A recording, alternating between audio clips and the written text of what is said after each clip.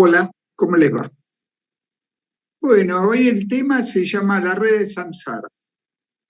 Explico, es un concepto budista acerca de la cadena de reencarnaciones.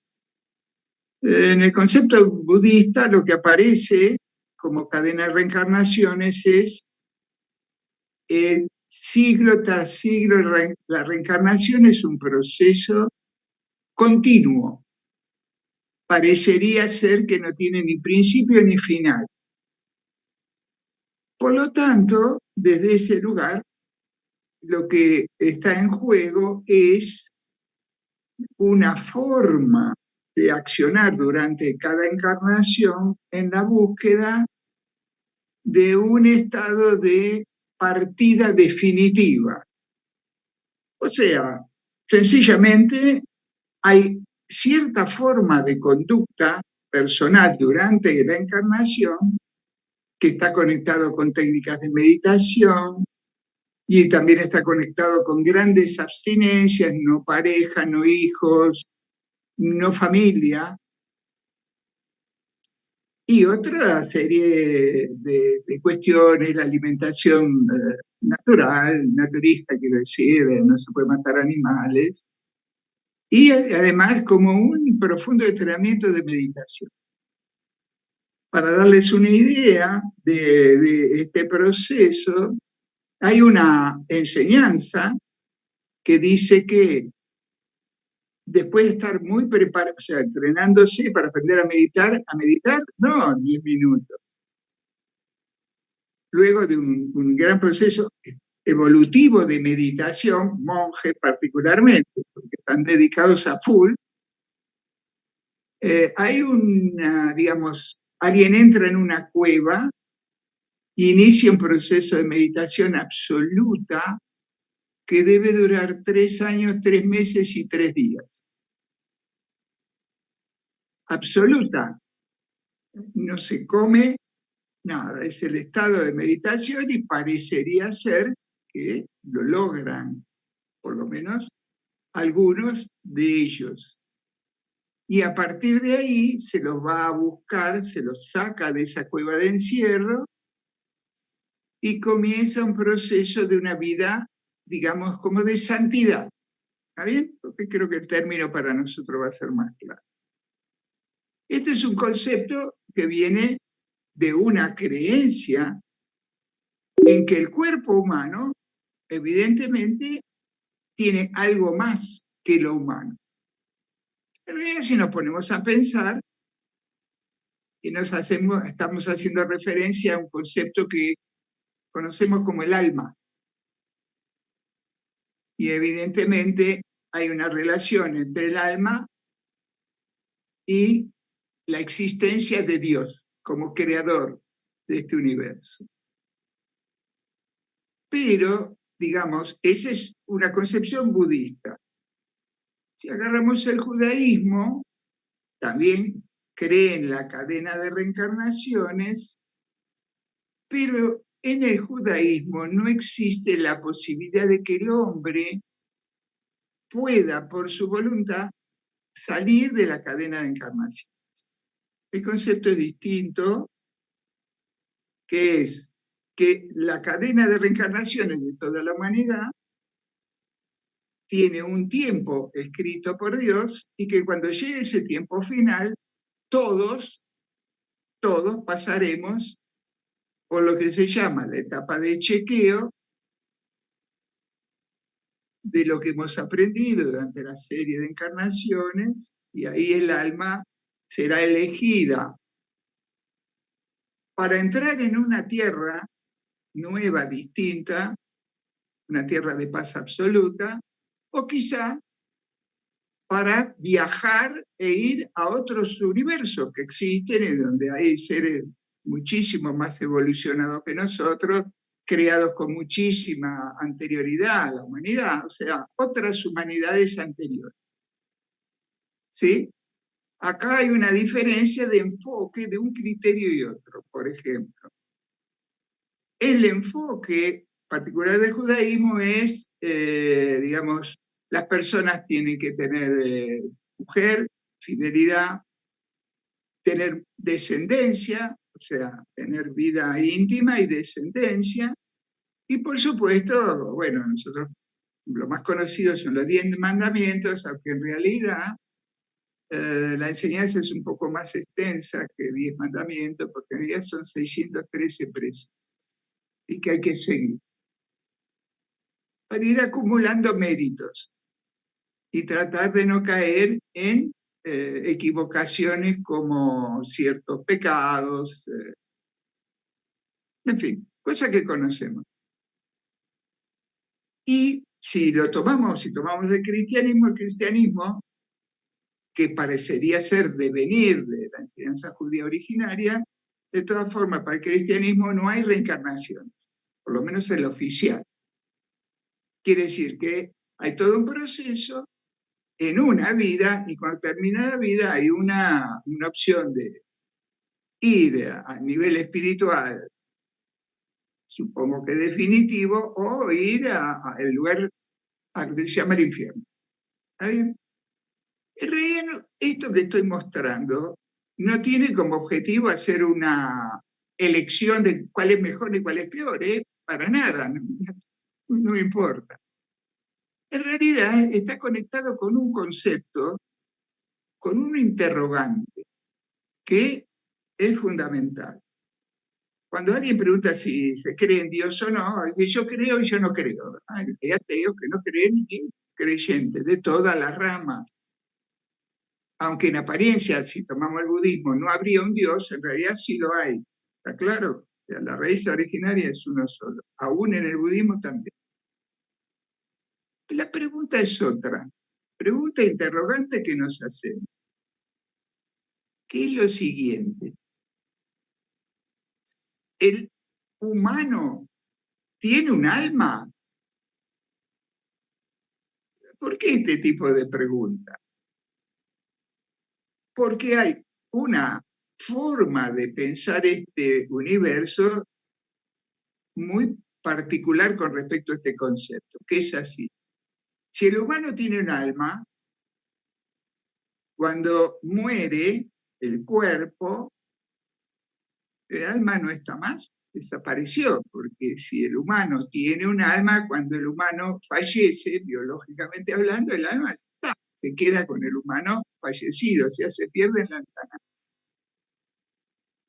Otra forma de repensar esto es la cuestión de que el alma es un ser previo al cuerpo, o sea, al ser humano, es un ser que durante la encarnación de un ser humano, el alma viene a ser un visitante y utilizar el mundo humano como un campo de experiencia para el alma. En la cadena de reencarnaciones este concepto me parece más clarificador en cierto sentido. ¿Por qué? Porque nos permite a nosotros poder leer o pensar o buscar un sentido profundo a lo que es encarnar la vida humana.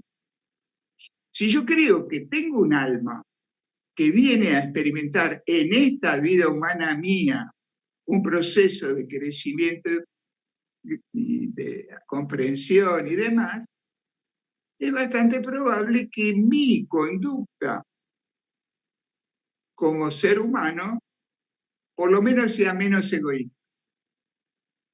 Quiero decir que ahí hay como un autorregulador que se genera cuando creo que tengo un alma, pero además de creer que tengo un alma, tengo que tratar de entender cuál es el tipo de experiencia humana que el alma viene a hacer.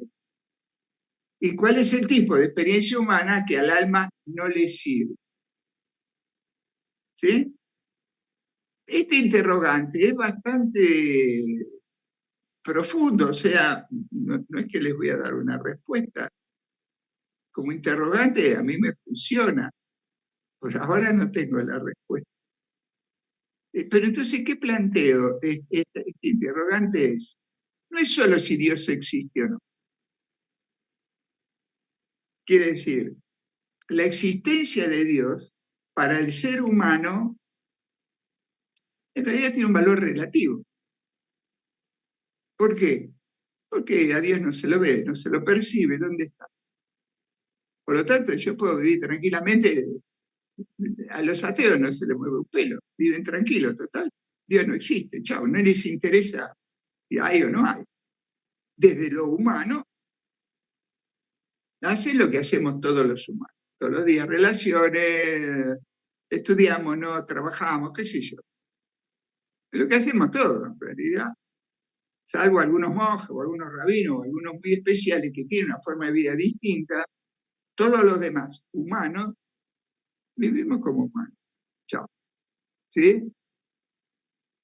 Pero acá la cuestión es si yo pensando solamente como humano, estoy en condiciones de permitirle a mi alma que evolucione.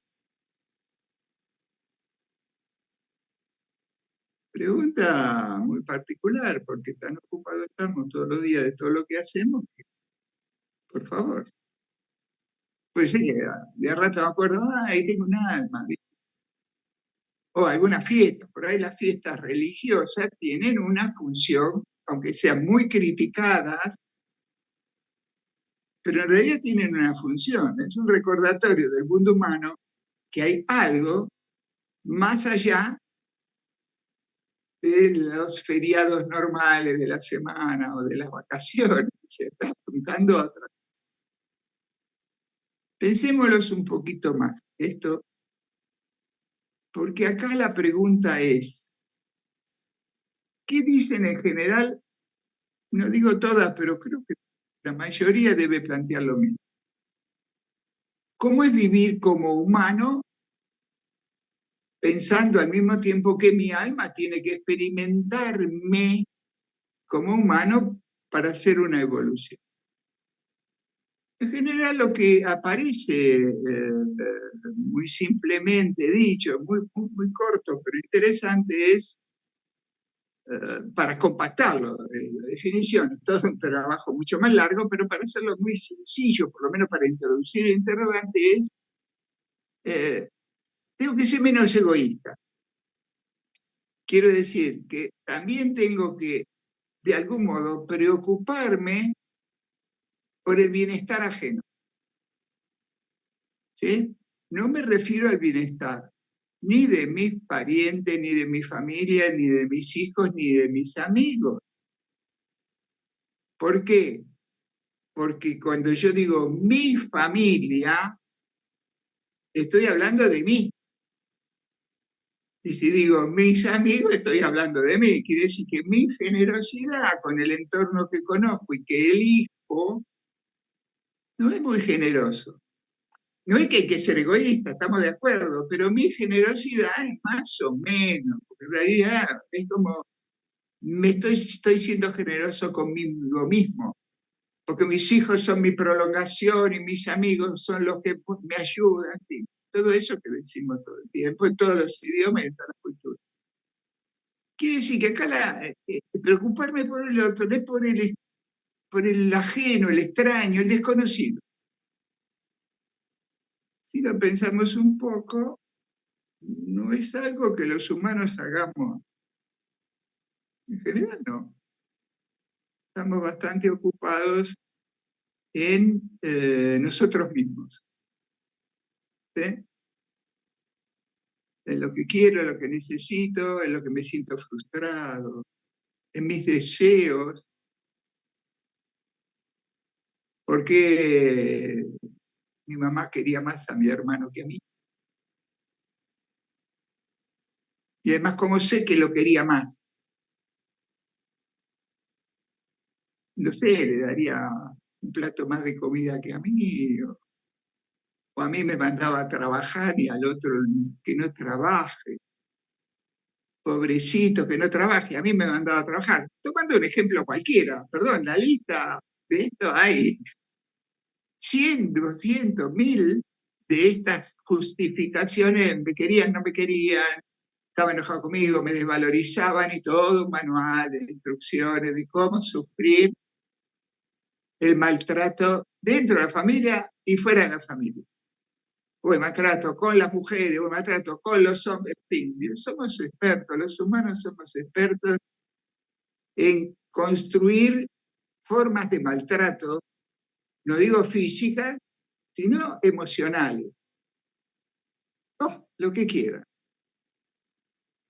De todas formas, en la instrucción, las básicas, creo que en eso hay un punto en común. Quizá interpretado distinto por cada pueblo, por cada cultura, pero si nos abstenemos de los hábitos y de las costumbres, de cómo formamos o cómo se representa el grupo religioso personal que tiene el mejor Dios de todos. Porque como mi Dios nada que ver, los demás son más o menos, el mío sí, tiene la justa. Pero digamos, dejando de lado esta generosidad filosófica, no sé cómo llamarlo,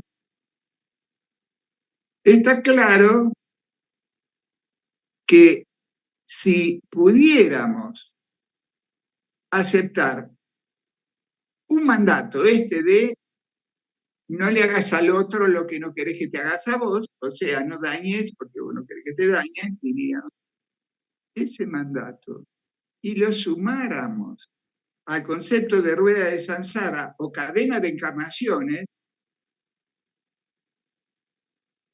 la conclusión que podríamos sacar es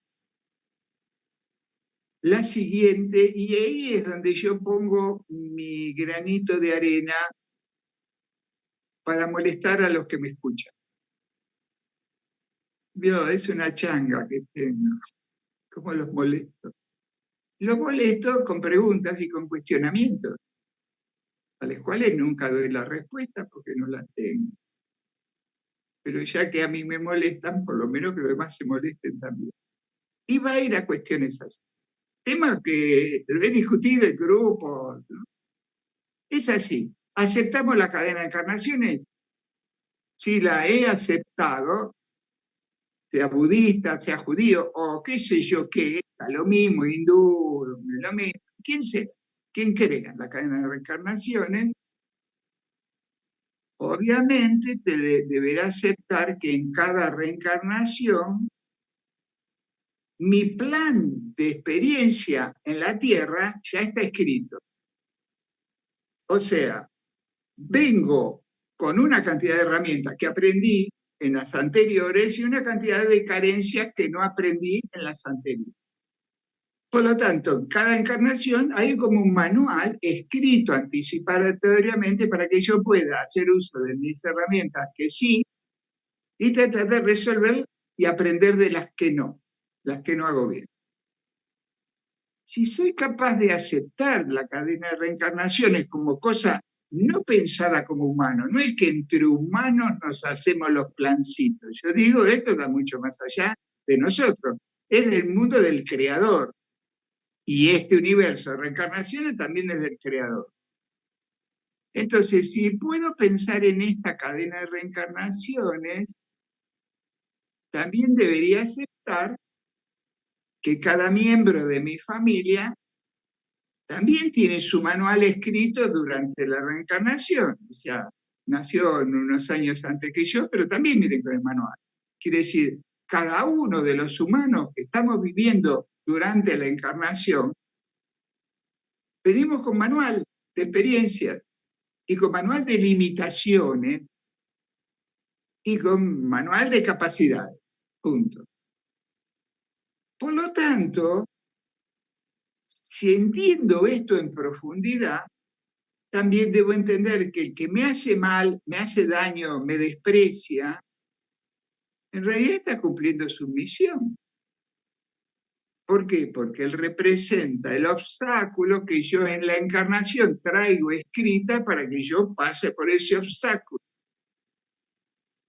Si entiendo este concepto, tanto del que me quiere como del que me rechaza, o sea, el manual es el mismo, solo el rol es más cómodo para mí cuando me quiere y es más incómodo cuando me rechaza o me maltrata. ¿está bien? Pero en realidad la función es la misma.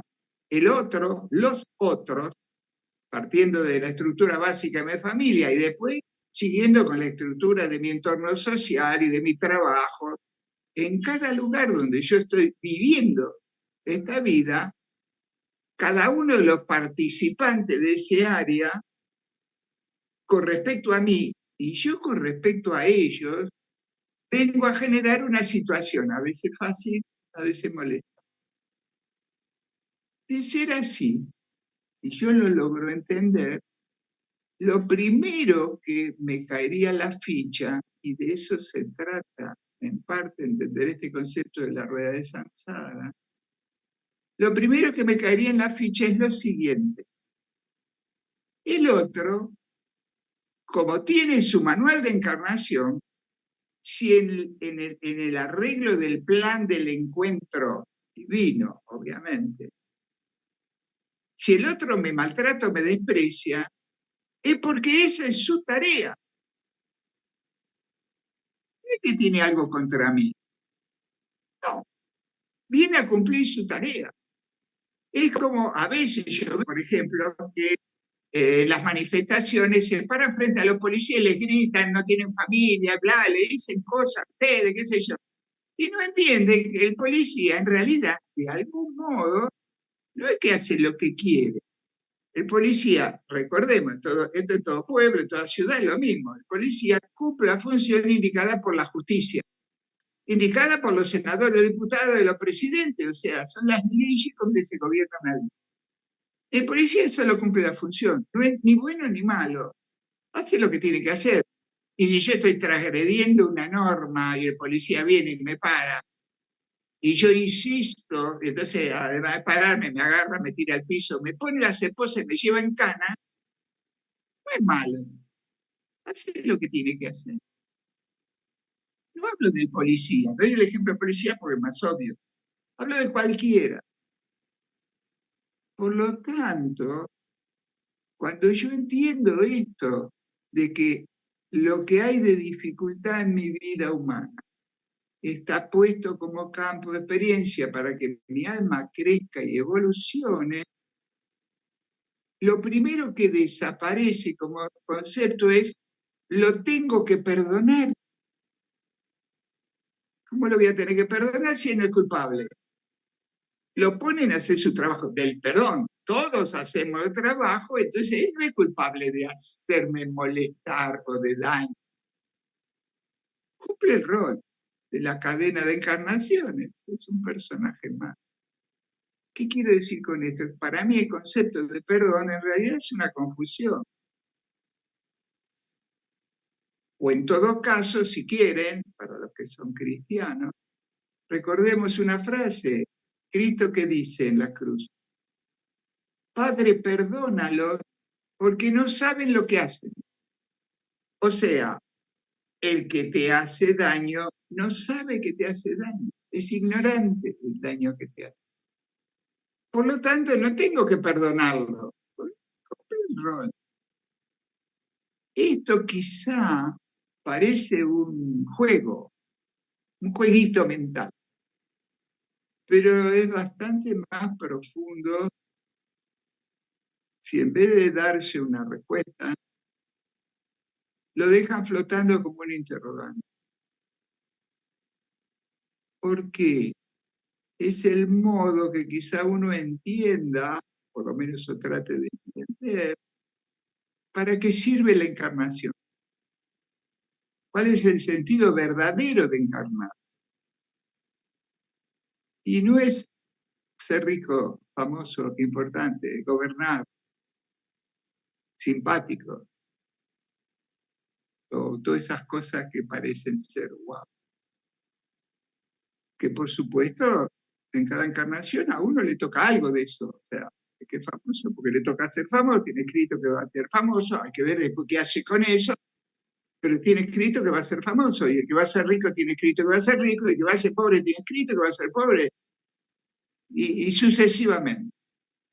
Toda la encarnación es un manual escrito de aprendizaje, solo que nosotros los humanos no escribimos el camino, solo lo experimentamos. Y en la medida que adquiramos comprensión de cómo es el universo, a medida que podamos hacer eso, quizá también podemos incorporar un nivel de sabiduría que es, en esencia, el otro solo cumple la misión que está escrita para mí. Pero ojo, yo también estoy en el mismo lugar que el otro y más de una vez generaré un disgusto, fabricaré un rechazo de alguien que se sentirá mal y ofendido, pero en cierto plano me hago la pregunta, ¿lo podría haber evitado? Quizás sí, pero quizá no. ¿Por qué? Porque si en lo escrito eso es lo que el otro va a vivir cuando se cruce conmigo, ahí no tengo poder de evitar. Quizá podría aprender, a veces dañando a otro, ofendiéndolo y demás, quizá eso sea para uno, haciendo este clic, un aprendizaje, porque de algún modo cuando daño a otro está escrito que algo tengo que aprender de dañar al otro. Quizá aprender a no dañar. Misterio, las encarnaciones están llenas de misterios. Y los guías no nos guían ni un poquito. Bueno, por favor, sin respuestas, sin soluciones, dejen fluir la interrogación. Puede ser que les permita, por lo menos yo lo intento conmigo, comprender un poco más a fondo qué es encarnar y desencarnar. Bueno, gente, el próximo martes nos veremos si sobrevivieron a esta charla. Me voy yendo. Chao. ¿Te gustaría ser parte de la programación en vivo de Perusen? Date a conocer en nuestra plataforma a nivel nacional e internacional. Perusen, el mundo holístico en un solo lugar. Tú también puedes tener un espacio en vivo y darte a conocer en la comunidad holística más grande de habla hispana. Contáctate con nosotros al +51 98 015 45 80. Te esperamos.